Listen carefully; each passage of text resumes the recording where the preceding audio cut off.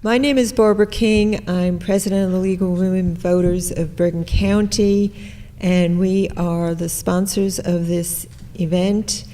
We have two co-sponsors, the Jewish Community Relations Council and the Network for Responsible Public Policy. We want to thank them for helping publicize all of our four forums this year. We have 4 candidates for Freeholder for 2 seats. They will be answering questions and having opening statements soon.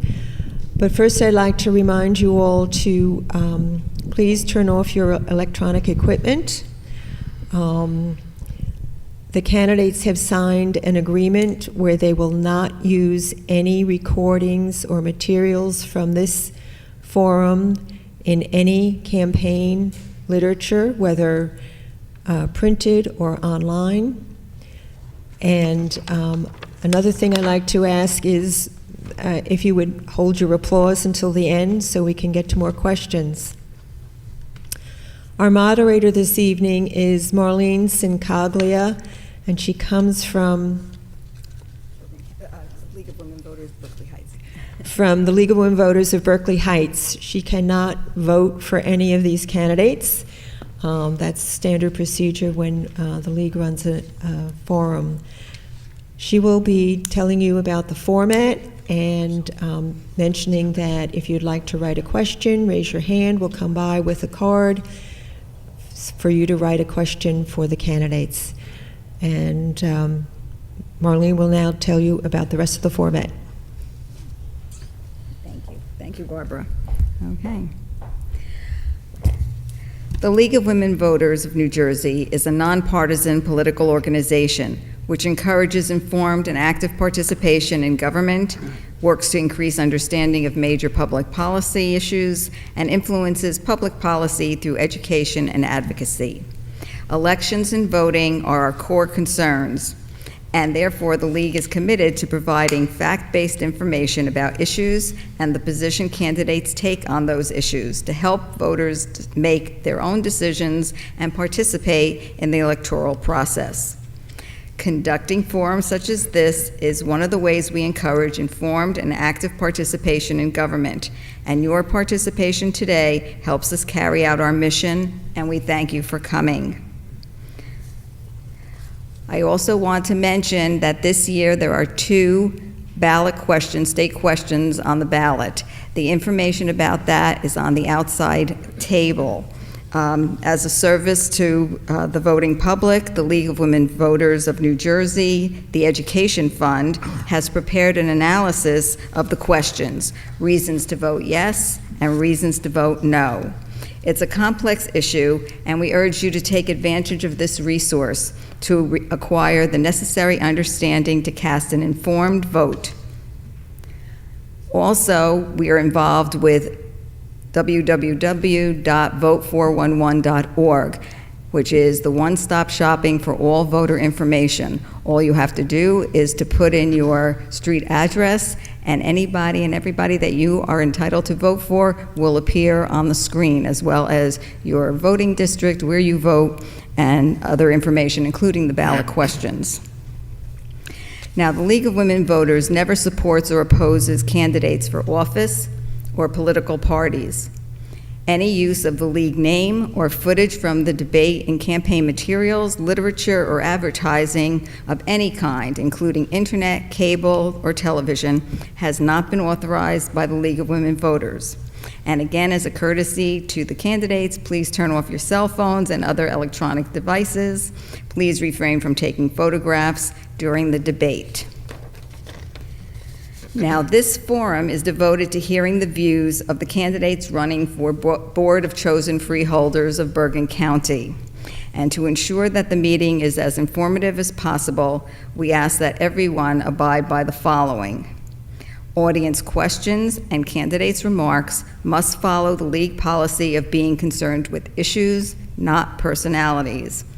I will not allow abusive, personalized, or irrelevant questions or remarks.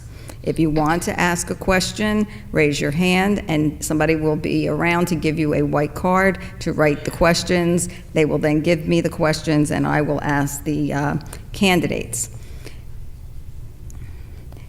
Even if you ask a question of a particular candidate, all the candidates may answer the question. This evening, the format has 3 parts. The program has 3 parts.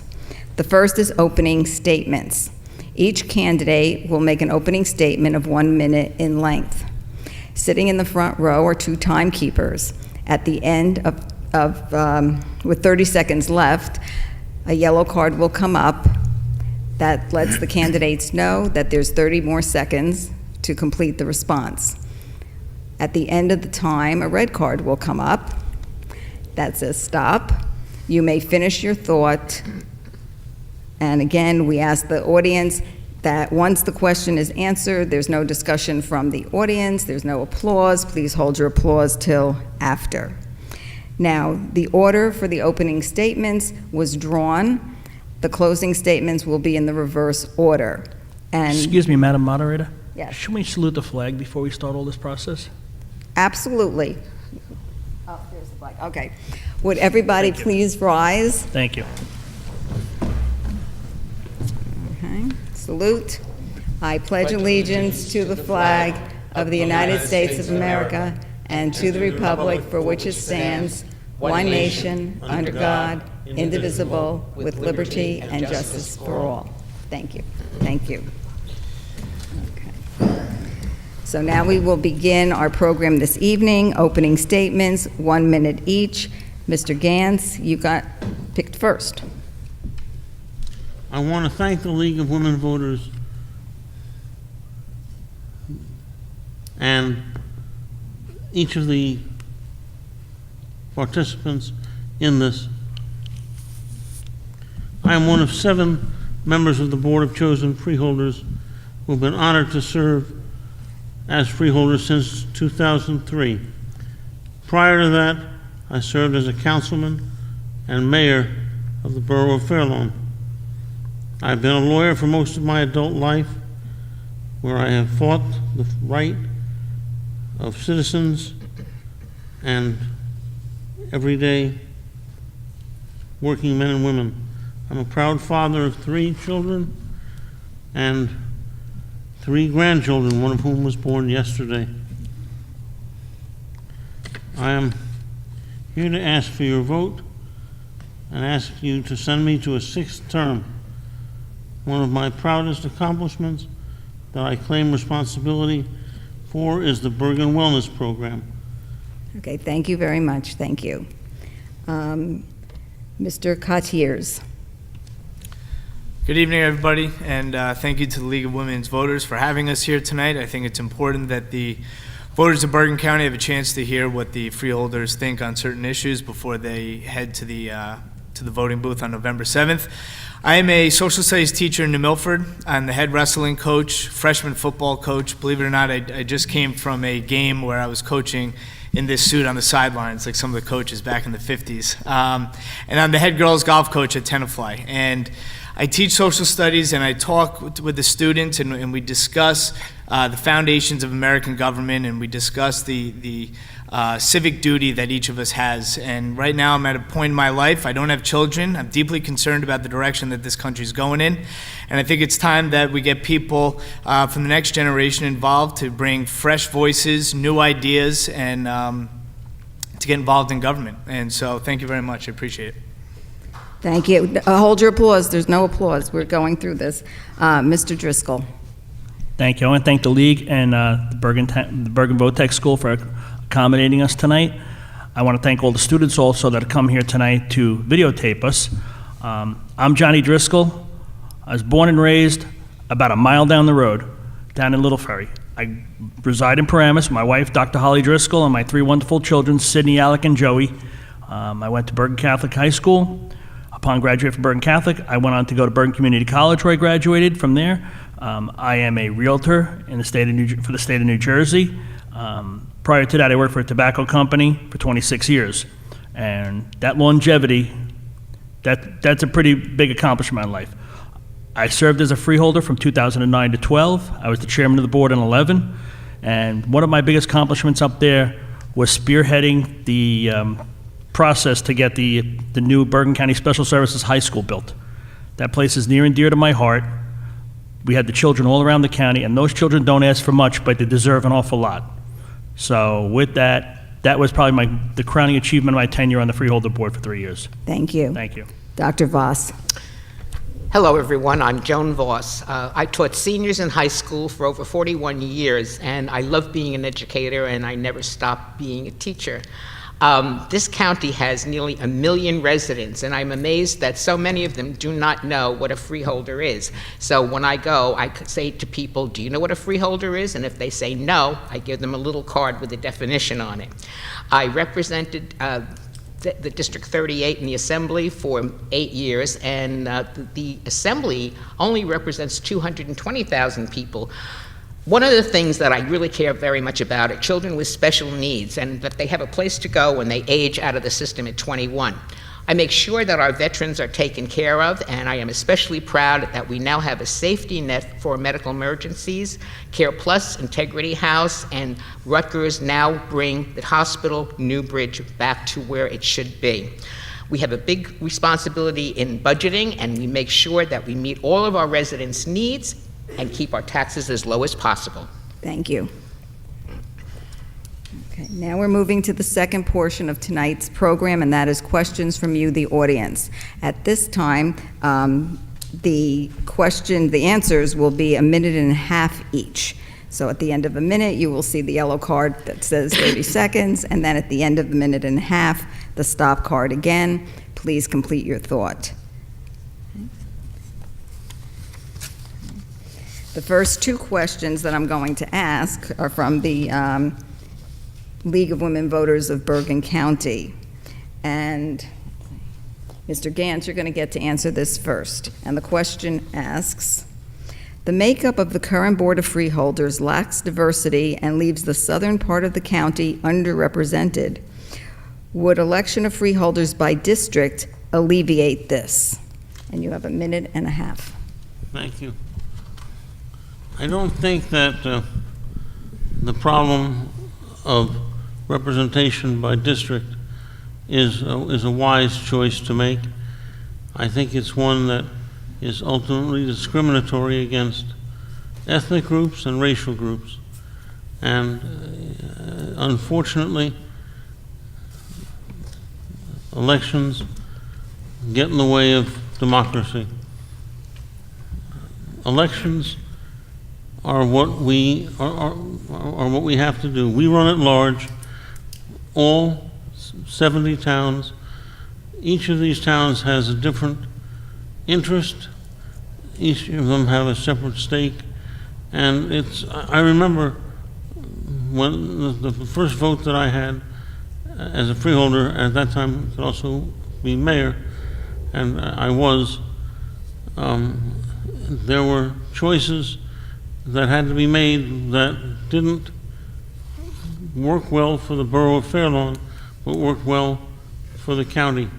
And my choice was to vote for the best interest of the county. No longer allowed to have dual office holding. I think that overall, if you look at having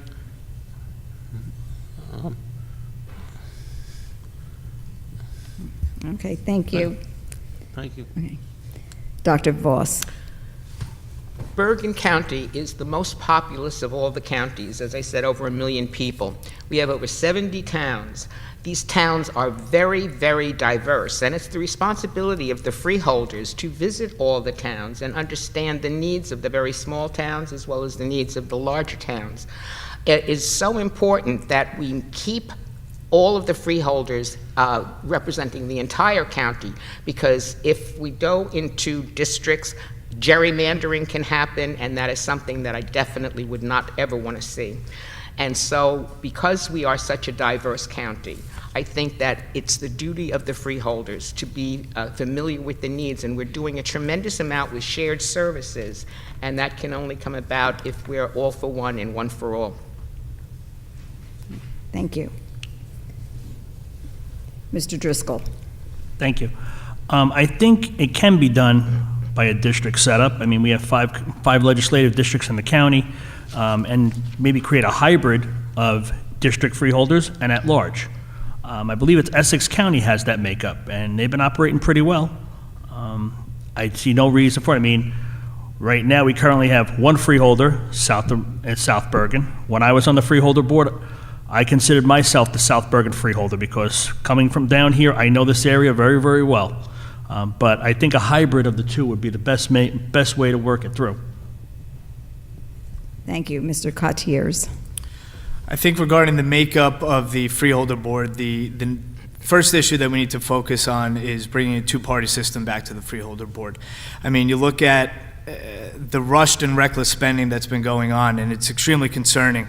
I was just looking at the minutes of October 3rd and then the video of October 18th. 17 minutes it took to decide to spend $8.5 million on the Emerson Golf Course. I mean, I've spent more time looking for sneakers, and we're deciding to spend $8.5 million, and we have a unanimous approval after 17 minutes of discussion in an open forum. So I think that in order for the freeholder board to be performing at its peak level, the first thing that we need to do is we need to restore a two-party system. Thank you. Thank you.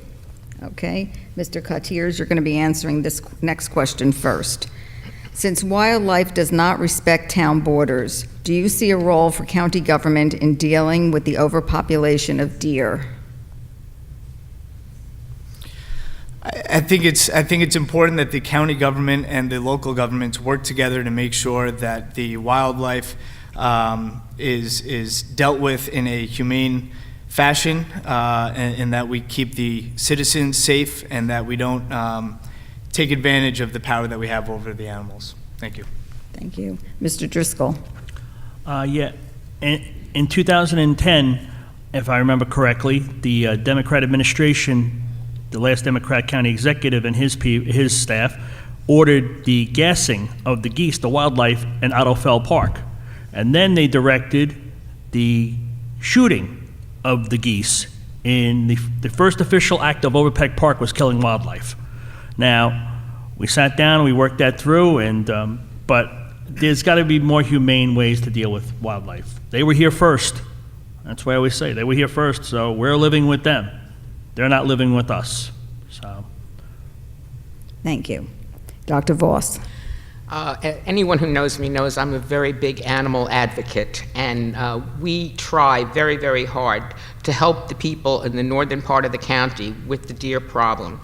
We do have reserves where the deer are kept, but unfortunately, they are overpopulating. There are things that we can do in terms of birth control to help, curb the population, and of course, we have to build stronger fences around the reserves that we have. I would never, ever advocate killing an animal under any circumstances. And Mr. Gantz. One of the reasons why we have no-kill animal shelters is precisely the fact that both of us, both Dr. Voss and I, are strong supporters of animal rights. When you look at the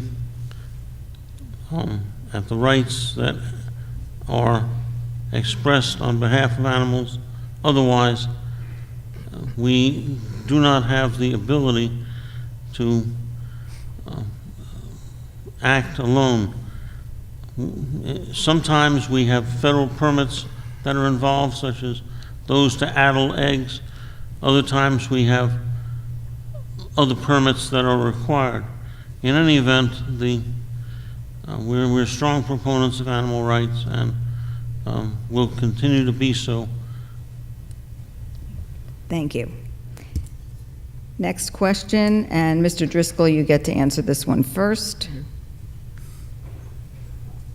And the question reads, Why did the county buy another golf course instead of investing in existing courses? That's a real good question I'd like an answer to. Now, I read the article in the Bergen Record saying that Valley Brook was making all this money, but that's one golf course. Emerson Golf Course is going to be competing with the Paramus Public Golf Course. Now, being from Paramus, that golf course pays for an awful lot of bills in Paramus. Now, I gather the county executive might not really look at those things, but that's something you have to look at. When you talk about the financial health of the entire county, these things have to be looked at. And that golf course is deed restricted. It has to stay a golf course. I just think $8.5 million could have been spent a lot more wisely, possibly going into the pension system of the county. That needs to be looked at, because if it keeps going if the county keeps going the rate they're going, I wouldn't want to have a pension for this county. That's for sure. Thank you. Mr. Gantz. In looking at the numbers of the golf course, the freeholders had a closed session presentation that was held just this Wednesday, in which we actually saw the real numbers that were being received and expended in every single year in the last 10. The golf course, and this is the Emerson course, showed a profit of at least $300,000 and up to $900,000. So the point that is trying to be made that the golf course is frivolous in the way of purchase is a canard, as is any claim that the golf course is a bad investment. I think time will show that it is a very good investment and one that pays off handsomely for the taxpayers of the county. Thank you. Mr. Cotiers.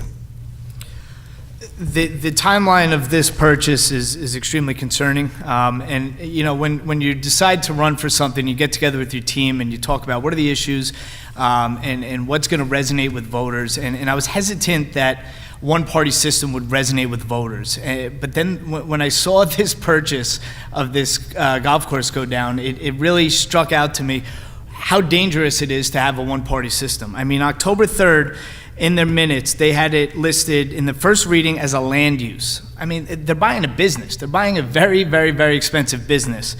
And that's what they listed as a land use on October 3rd. The Bergen Record did not run an article until the day of the vote. They didn't run an article until the day of the vote. The public had no opportunity to take in the information, digest the information, look at the studies that, quite frankly, were not conducted, and to have a chance to really voice their opinion. There were two, I think, Emerson residents that showed up that voiced their concern. I know that the freeholders at that October 3rd meeting asked a number of questions. Mr. Koth, is that how you pronounce it? Yes. He himself said that they have not finished their due diligence, and yet they voted unanimously after 3 minutes of discussion on October 18th. Okay, and that is extremely concerning, and that's a reason why we need a two-party system. We need a two-party system so that we could raise those concerns and really approach these situations Thank you, diligently. Mr. Cotiers. Dr. Voss. Thank you. We're very concerned with having open space and providing a quality of life for the residents of Bergen County. As my running mate said, we have a few golf courses. All of them are financially in great shape. They make between $300,000 and $900,000, all of which goes to the public good. And this was something that the residents didn't know about. We had people come. They had heard false rumors that there was going to be some residential development on a portion of the property. We assured them that under no circumstances was there going to be any residential or any development other than the golf course. And as I said, they have been very good sources of revenue for the county. Thank you. Next question, and Dr. Voss, you're going to get to answer this one first. The question asks, what can be done to bring more transparency to freeholder meetings so all Bergen County residents have a say in all expenditures, especially capital expenditures? I love this question. We have just put in a live stream television so that our public meetings are now on television as they are happening. And in the next few weeks, we are going to have our work sessions also live streamed. We are very, very transparent. And I just did a little research on what some of the other counties do. Very few of them have, well, none of them. We're the only one that have live stream. But some of the counties, and we have 21 counties, as you are aware, some of them don't even have audio tapes of their meetings. So the people in those counties have absolutely no idea until, I guess, a newspaper prints something of what goes on at these meetings. We have really, really bent over backwards to make everything that we do on the county level completely transparent to the public. Thank you. Mr. Katiers. First of all, I thank the freeholders. I brought up at the last debate on Tuesday that the last minutes that they uploaded were on August 9th, and I was pleased when I looked there yesterday that they are updated as of the most recent meeting. So I thank them for that, and I think that that's a key part of transparency, that some of these things are going unnoticed. And again, if you want transparency, if you are going to make a major investment into a 6th golf course, the public should have adequate time to digest the information, to know all the facts, and to have a chance to really digest everything so that they could go there and ask a fair amount of questions. I mean, one day, the morning of, was when they got notified by the Bergen Record that this vote was going to happen. One day, really 12 hours, okay? That is not enough. A purchase of this, I'm from New Milford, and they've been discussing a $1 million field. Now, obviously, the budget's different. A $1 million field for about 6 years. 6 years, okay? The freeholders, the one-party system, they gave the public about 12 hours to figure out whether or not they wanted to buy an $8.5 million golf course. That's why we need more transparency with two-party system. Thank you. Mr. Gantz. Government is about choices, and the choices that have to be made. The conclusion that the freeholders came to was not arrived at after 8 minutes of discussion. There were dozens of hours of discussion that took place concerning this in subcommittees and as part of the master plan for parks. It's a complete misstatement of the facts to claim that this was done in some kind of railroad fashion. And whether you have one party or two parties or 10, nothing guarantees democracy except the ability of citizens like yourselves to come out on an evening to hear what democracy is all about. And that is an exchange of ideas. Thank you. Mr. Driscoll. Thank you. If I heard correctly a couple minutes ago, I was told that the Emerson Golf Course came into a closed session to present their facts to the Freeholder Board. That's where I got an issue.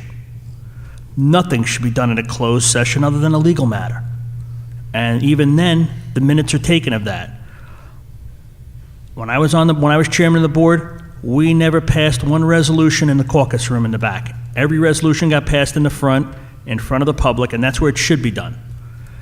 Bergen Regional was discussed in a closed session matter by the county executive walking in and presenting his request for who the operator should become. Care Plus had a closed session presentation to the freeholders. The only bidder that got that opportunity, opening this county up for a tremendous lawsuit possibility by other bidders that did not have that opportunity, and that's irresponsible. Something of this magnitude, they should be discussed in the public, and there's no reason why not. And I will fight all the time for stuff to be done in the main meeting room in front of the public and not in a closed session or in the caucus room. That's wrong. That's just not good government.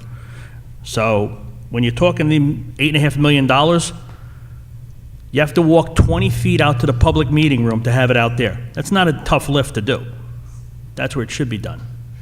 So, thank you. Thank you. Next question, and Mr. Gantz, you get to answer this one first. And the question is, how much did Winter Wonderland cost versus the revenue it brought in? I don't know the answer to that question, but I do know the answer to this one, that John Driscoll is not telling the truth when he says that he failed and never did have anything done without, with closed sessions only.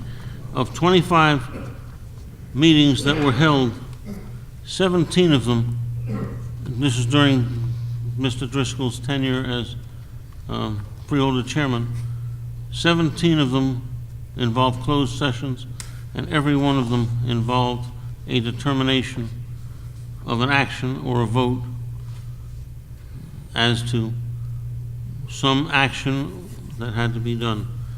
If you're interested in the cost of Winter Wonderland, I'd be happy to get that information for you.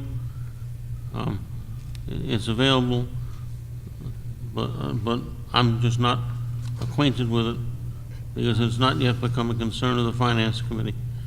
Thank you. Thank you. Mr. Driscoll? Yes, I'd like to answer the question. The bigger cost is what Paramus had to pay for traffic safety for that operation on the outskirts. What the residents of Paramus had to put up with parking on their lawns on the sides of Paramus by Van Swan Park. That's not talked about. Now, David, I think you're talking about 2010 with all those contracts being voted on, because I know for a fact, you can ask Chairman Mitchell. That's not true what you just said, David. Not true at all. So let's start telling the truth tonight. So it must have been 2010 you were talking about when we were not in control, that your party was in control. That's when a lot of stuff happened behind closed doors. This was during, Excuse me, You're Mr. mistaken, Driscoll, Mr. it's not a Gantz. conversation. You're just answering the question. Address it to the audience who asked the Okay. question. David Gans is not telling you the truth. And I'll tell you that right now. He's making up stories. But then again, back to 2003, they've been making up stories. I go on the facts. That's what I was taught, to tell the truth. Thank you. Thank you. Dr. Voss? We have been doing a great deal of public and private work with the parks, and Winter Wonderland was one example of that. If you go down to Overpeck, you will see we have a dinosaur exhibit, which has been very successful. We really try to bring, as I said, a public and a private interest together to make this county a place where families want to live. And I take exception, Mr. Driscoll, for you saying that, my running mate is not telling the truth. I have come across several things that you have said in the previous debate and tonight that absolutely are not. For example, you said that there was only one bid for the hospital. That's absolutely not true. That's inaccurate. There were I said one 7 bid was given a bids. closed door Excuse meeting. me, Excuse I me. have the floor. There were 7 bidders, and School. each one was carefully looked at, and Care Plus, Integrity, and Rutgers formed a consortium, and they were awarded the bid. Okay, yes. I Okay, wouldn't- excuse me, there's I no... can't answer the question? No, no. Even though Absol- basically it's not true that I was talking about the closed session they were pulled into? Okay, absolutely to give not. an There's unfair no advantage? rebuttal as part of this format. Okay. Okay. Once again. Next question. Oh, no, Mr. Cotiers, same question. I'm not here to really focus on the past. I want to look at the future. And if the numbers that Winter Wonderland cost upwards around $1 million, that's extremely concerning. The fact that neither of the freeholders up here could give you a general figure is also very concerning. The fact that apparently they also just approved a $425,000 rental ice rink is concerning. And so moving forward, I think it's important that we get 2 parties back on the freeholder board so that we can make sure that the money that we're spending is not costing the taxpayers. Because too much, and it looks like too much of the money that we're spending is being spent recklessly without any oversight from the other side. And I think it's important that we restore a 2-party system. Okay, Okay, thank you. Okay, the next question, Dr. Voss, you get to answer it first. And this is, there were several questions, and they were all put together into this one. And it regards the merger of the county police with the sheriff's office. And the concerns talk about the recent layoffs, some of whom were veterans. Has our safety been compromised? Please explain. And is it true that a police building is not manned 24/7 and the building contains firearms and explosives? Oh. First of all, no one ever wanted to see any layoffs. The realignment was meant to occur through attrition, not automatic job losses. But circumstances beyond our control required the sheriff to increase the number of officers in his department, and an offer was extended to the union to fill the need and avoid any layoffs. And they voted 36 to 35 to reject that deal. We are not members of the union, so obviously we didn't have a vote on this. Many of the officers have found work elsewhere, including the prosecutor's office and the Hackensack PD. But the thing is that this merger between the county police and the sheriff's department has saved nearly $10 million to the taxpayer, and we will continue to accrue more savings to probably the amount of $200 million over the next 15 years. A panel of law enforcement experts found that the appropriate number of officers for the county is 49. We would have liked to reach that number through attrition, but at no point was their public safety ever negatively impacted. If you disagree with this, you can take it up with our prosecutor, the head of the Police Chiefs Association, and all of the other experts who came to this conclusion. Thank you. Excuse me, the questions come from the cards and I read them. There's no questions from the audience. Mr. Driscoll. Well, I heard about what the deal was for the county police officers. Basically, they were asked to throw away their prior service and would be a probationary officer for 12 months. So basically, and they wouldn't be able to apply for a promotion for 4 years. They wouldn't be able to test for 4 years. Now, it's what it comes down to. Mr. Driscoll, can you please continue with your answer? I am. I just had to take a breath there for a minute. It comes down to simple. They're trying to bust the union. That's all. That's all it came down to, plain and simple. And when we had the first consolidation meeting, I heard a proposal from the sheriff, and then all of a sudden, the sheriff turns around and tells me he's going to fire everybody in the next meeting. So you got two different stories from the same guy. I don't know what the heck's happened. First, I hear they're going to hold salaries, and then when it came down to the 11th hour, he's going to fire people. I was sitting there. He was looking right at me. I know. So, yeah, I was sitting there. I heard what he said the first time, and I heard the different story the second time. So, one side of the mouth, the other side of the mouth. Okay. I don't operate like that. Okay, Mr. Cotiers. I think it was a travesty what happened to the police officers, and to then turn around and see the reckless spending that's been going on at the county government while some great officers lost their jobs is part of the reason why I decided to get involved, because we can't allow this type of spending and decisions to be made without making sure that both sides are being heard. So, Okay. Mr. Gans.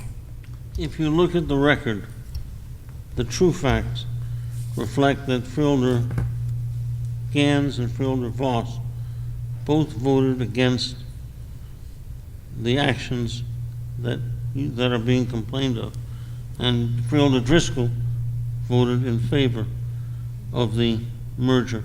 That's incorrect. That's incorrect. Excuse me, wanna Mr. I'm sorry. It's Mr. Gans. Okay, In your excuse me, one closing second. statement, no, in your I'm gonna closing sit here and have lies statement, thrown my way all night? you can fine. rebut them All in right, your another next, lie, when folks. it's come time Another for lie, you to folks. answer, when it comes time for you to answer, you Whatever. can include those answers or Whatever, in your no closing problem. statement. Whatever, I just have to sit here and Okay. get lies thrown my way. Mr. Gans, Check are you the record, completed? folks. Then again, if you could find the voting record. it'd be probably Mr. very Gans, good. have you completed the answer to that question? I think that my time has been used up. Well, we're going to give you another 30, we're going to give you another 30 seconds.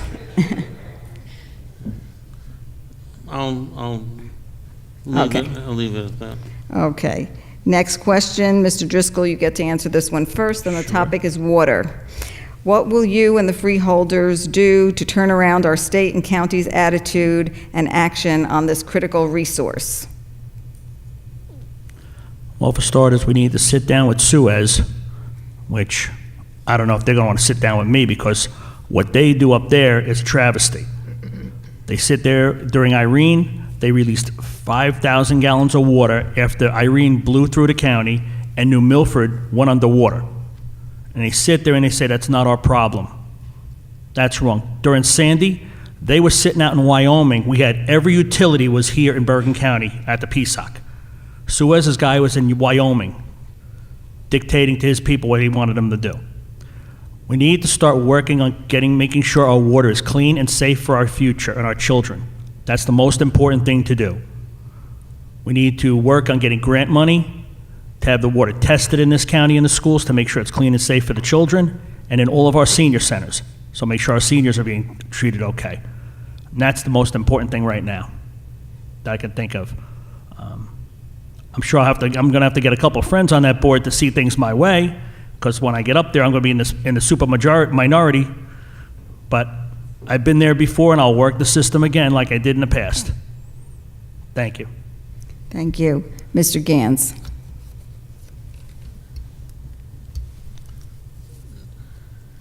There is a great deal of work that needs to be done on cooperative agreements and joint agreements, but one of the steps actually is the acquisition of the golf course, because of the amount of water that is under its control.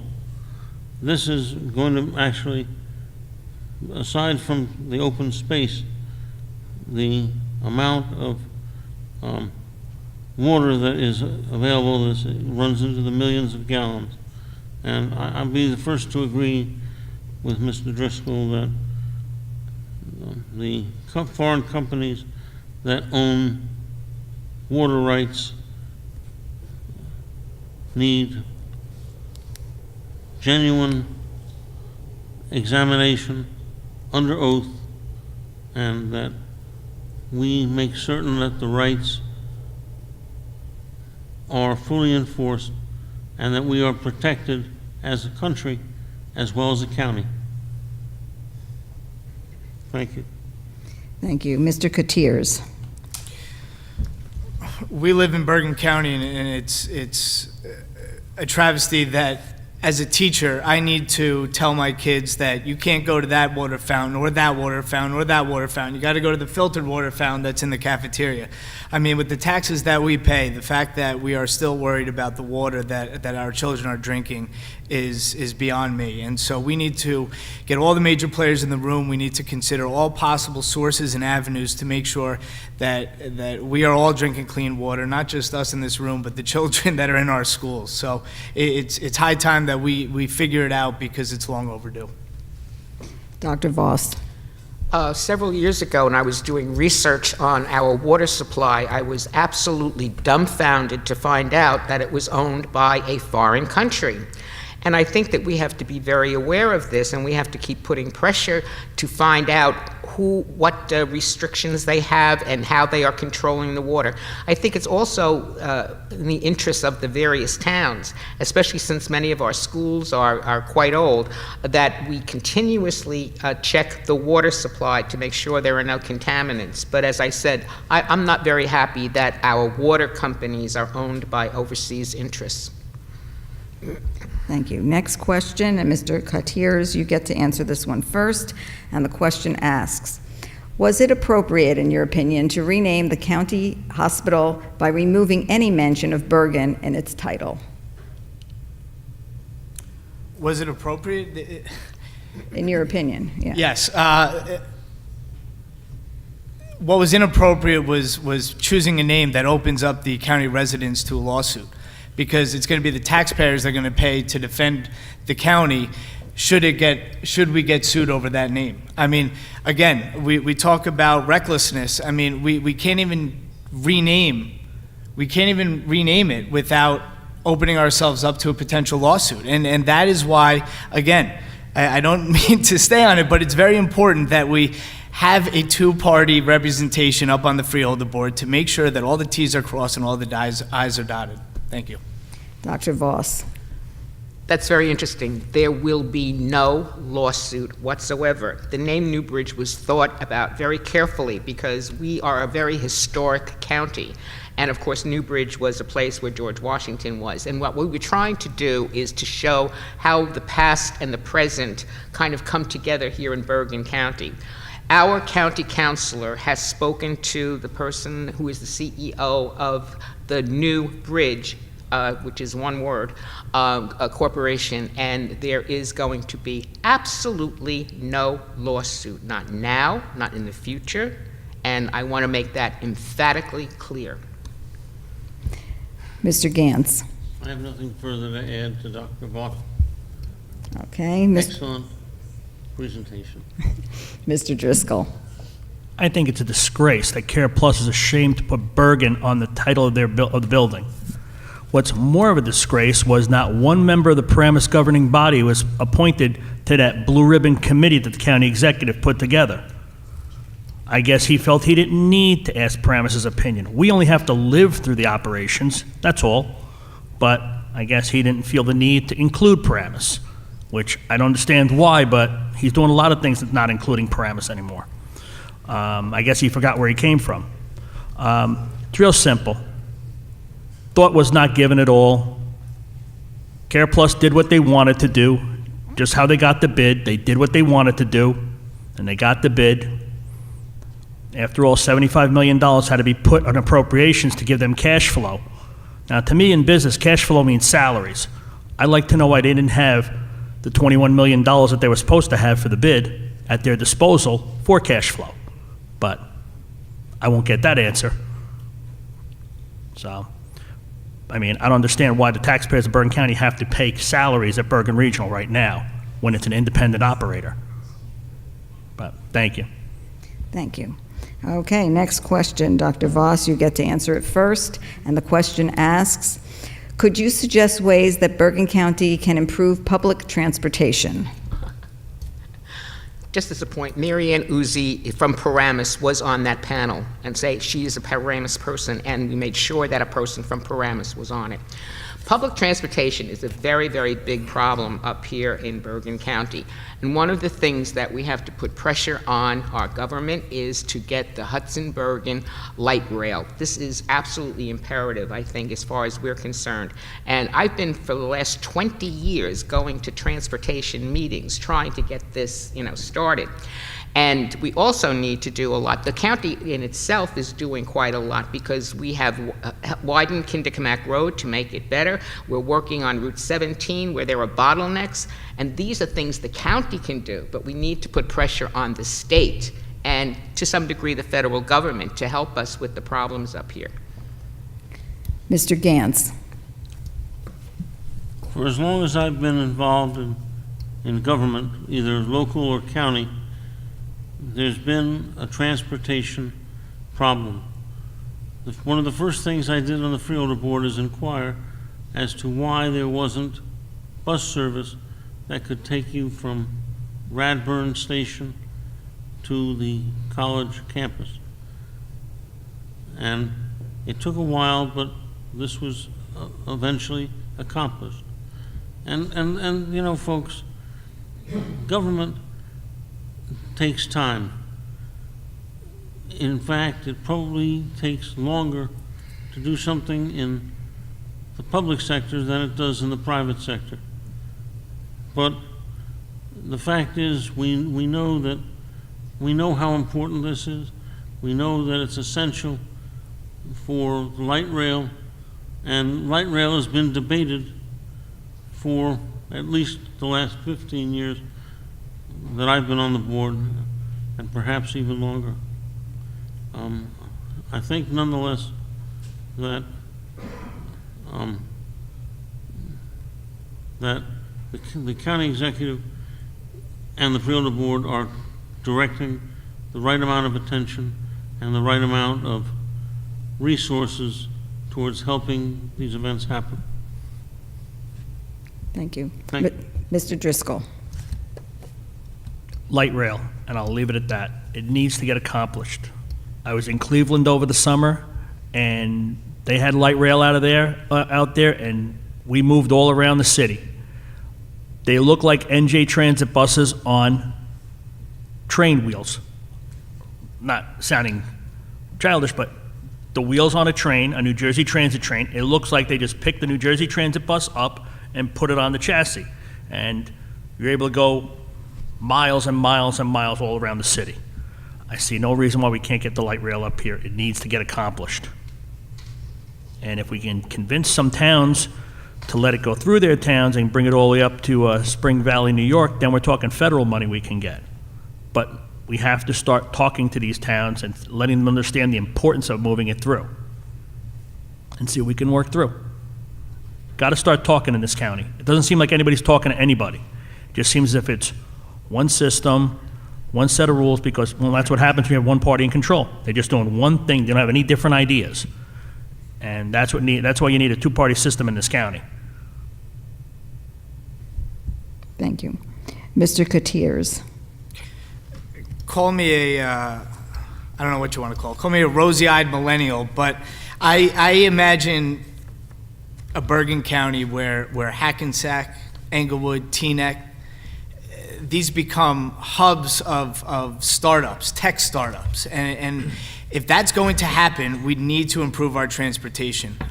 It's the potential of Bergen County, its proximity to New York City, the colleges in Bergen County. I mean, we have such potential here to work together with the colleges and the city as a county where we can really attract some young entrepreneurs to give it their best shot in starting a new company right here in Bergen County. But in order for us to achieve that, we're going to have to improve our transportation.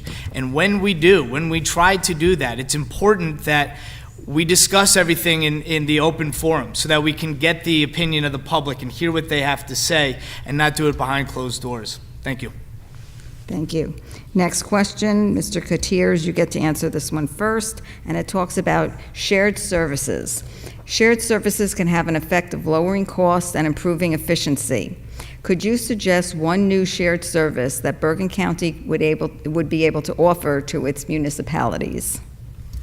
DPW, absolutely. DPW is an area where shared services can certainly bring down costs and help save the taxpayers a ton of money without threatening the potential of a delay to emergencies, such as a shared services with the firefighters. So if I were to get on, I would focus on ways that we can help the taxpayers and improve services through shared services with the DPW. Mr. Driscoll. I would have said law enforcement, but they're stretched as thin as they can go right now. In regards to sheds, I would definitely push to have all 70 towns signing on for snow plowing, sharing services with snow plowing. And there are some towns that are still dragging their feet on it. At least there was when I was up there. We need to get to those towns and talk to them and explain to them the importance of and the savings that'll happen for their residents if they allow it all to happen. So right there, the snow plowing, which is a tremendous cost. Dr. Voss. We are doing a great deal with shared services, and just about every single meeting we have resolutions to share services with many, many towns.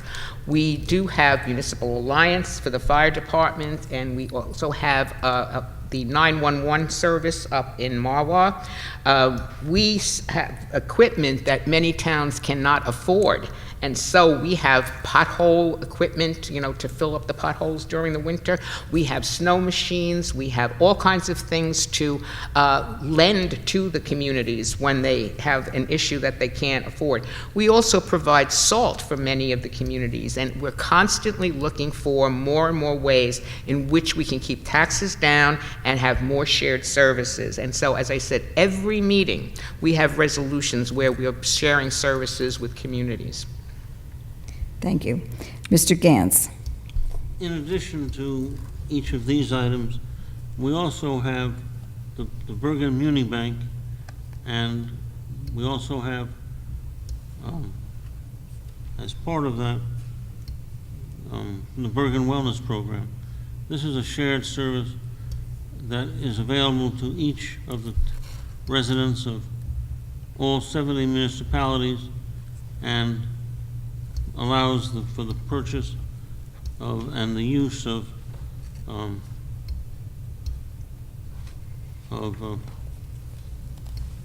excuse me, for the use of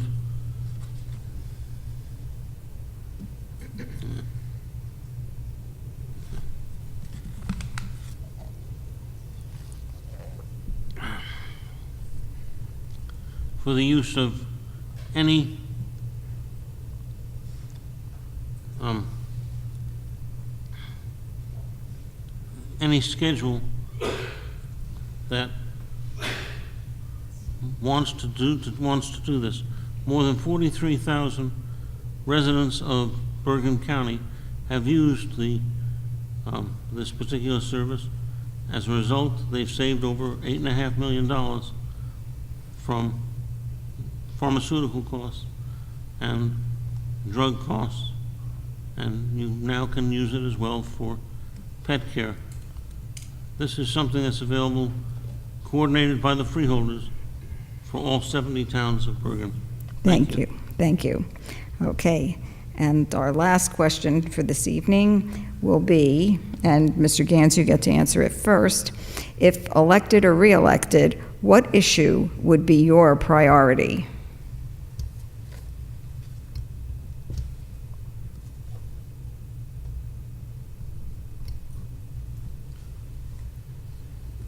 I think the answer to that question is the finances of the county. During 10 of the last 12 years, I've served as the finance chairman, and as anybody who has attended a finance meeting knows, there is no Democratic or Republican way to do business or to look at numbers. The numbers are, in fact, the numbers. We have a bipartisan committee, even when there was a Republican majority, and for that matter, when there was a Democratic majority. We always had representatives of all political parties, and in fact, every member of the board was a participant in that. Some, like Mr. Driscoll, offered some constructive suggestions. Others, and these were incorporated in the budget, and others, and I'll leave them nameless, did not do so. But it will be my priority to use this for the next 3 years, if I'm elected to a 6th term, to make sure that our finances are in good fiscal shape. Thank you. Good fiscal order. Thank you. Thank you. Mr. Driscoll. If I have the honor and the pleasure to return to the Freeholder Board, because it is an honor and a privilege, I will push to create a health facility at Bergen Regional for our veterans. This was mentioned back in the last county executive debate. It's been 3 years. Not one dime's been allocated for it. We need a facility up there for our veterans, because there's no reason our veterans have to drive down to Lions Institute, an hour drive away, to get treatment. There's no public transportation down to East Orange. There's none. We have public transportation going to, I'll call it Bergen Regional. It's Bergen Regional. I could call it Bergen Pines. That's what it's called when I grew up. But we should have a facility there. There's 62 acres. We get a veterans health facility there where they can go and get their treatments. It's local. It's very close to our veterans in Montvale, Wyckoff, Park Ridge, Riverdale, and Westwood and so forth. And when this gets put in, we'll bring up property values in this county. Guaranteed. So it's a win-win for everybody. Mainly a big win for our veterans, because they deserve it. They don't deserve to be on a community transportation bus for an hour and a half driving down the parkway. And if they got a treatment on a Friday, that's not an hour and a half drive on the parkway. It's more like a 3-hour ride. And nobody wants to be stuck on the Garden State Parkway for 3 hours in a bus. because they can't come home until the last guy or gal gets treatment. So, but that'll be my one priority. Thank you. Dr. Voss. Thank you. Our major responsibility is to deal with the budget. We have a $533 million budget, and we spend weeks going line by line, making sure that the people of Bergen County have services that they deserve and as low a tax rate as we can possibly keep and still maintain the services. But as an educator, I'm very concerned with the county schools. During the previous administration, over $5 million was cut from Bergen Community College, and we have spent the last 3 years restoring that money. I'm also concerned that we have money, $500,000 was cut from special services, which we have restored, and we have a wonderful special service school out in Paramus. And of course, we have our academy and this wonderful school that we're in right here, and the vocational school up in Paramus. I'm very, very proud of that. But to get to our veterans, during the previous administration, there was only one person who was working in veteran services. We have several, and A.J. Luna, who is the head, is doing a wonderful job helping veterans get jobs and get the services they deserve. It is a priority to have a VA facility, or at least as a subsidiary, up at the Newbridge Hospital. That's a priority of the county executive and certainly a priority of the Freeholder Board.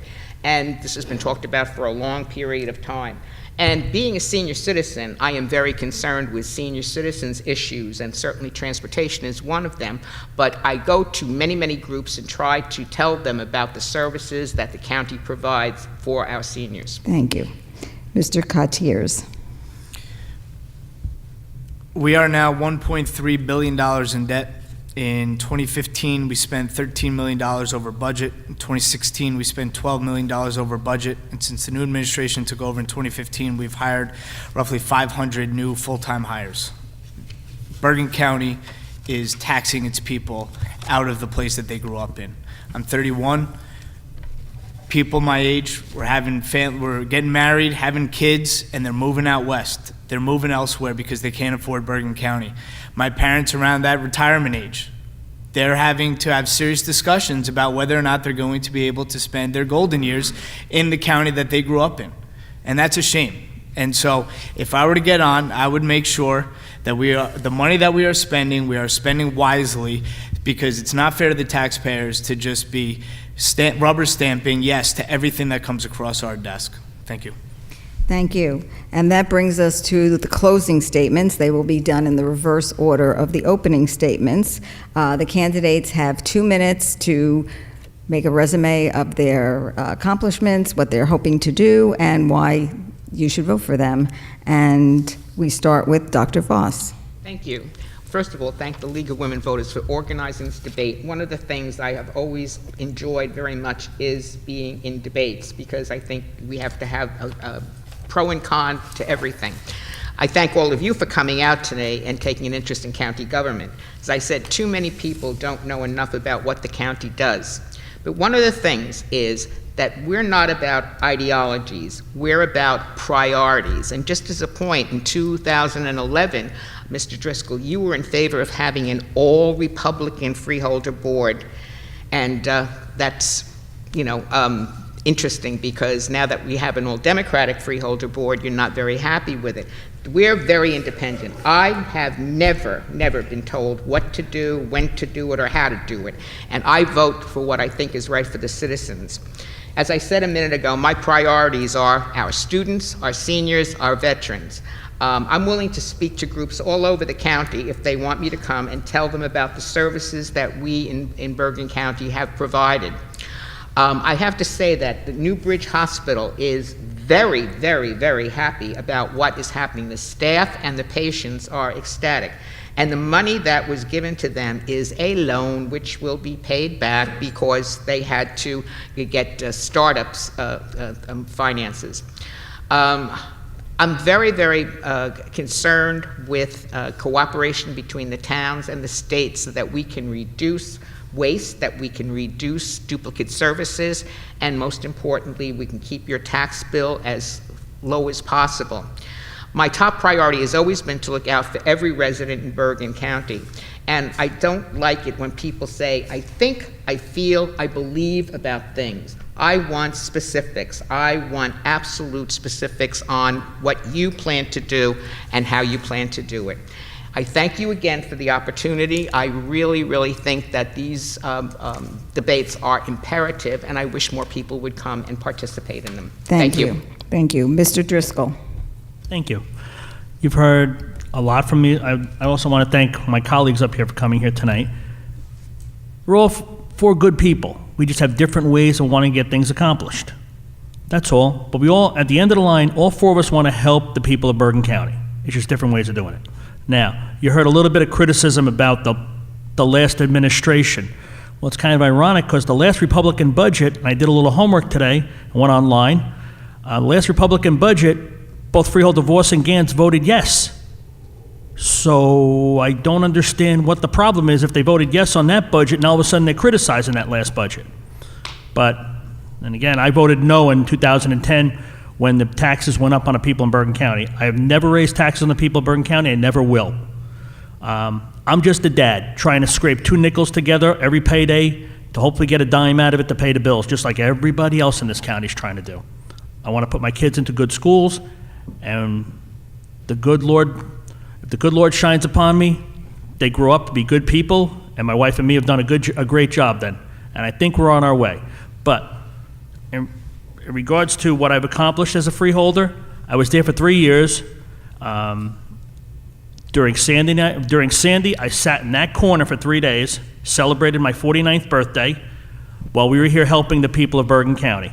I was riding around in Little Ferry with Mayor Raguseo to make sure the residents of Little Ferry were okay. I'm Moonaki. Then we were up at the college to make sure the residents who were displaced by the flooding were taken care of. I spent leading up to Sandy and Irene, I spent a couple of days at OEM meetings around the county. And we have the best OEM people in this county. I'll stack them up against anybody in the state. We have the best OEM departments in this county in our towns. And they always look out for their people first, which is important. So I humbly ask for your vote. I always gave my heart and soul when I was a freeholder, and I'll keep doing that when I get up there.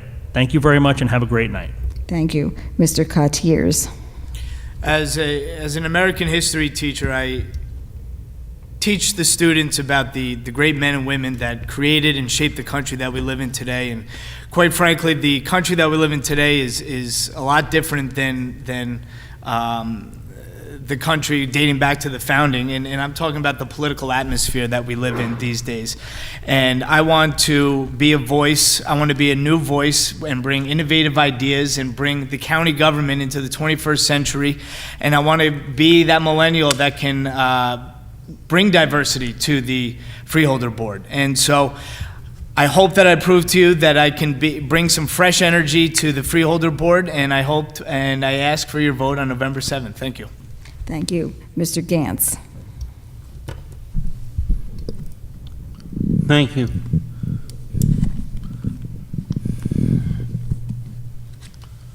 I've been on the Freeholder Board for 15 years and believe that I deserve your consideration for a 6th term. The importance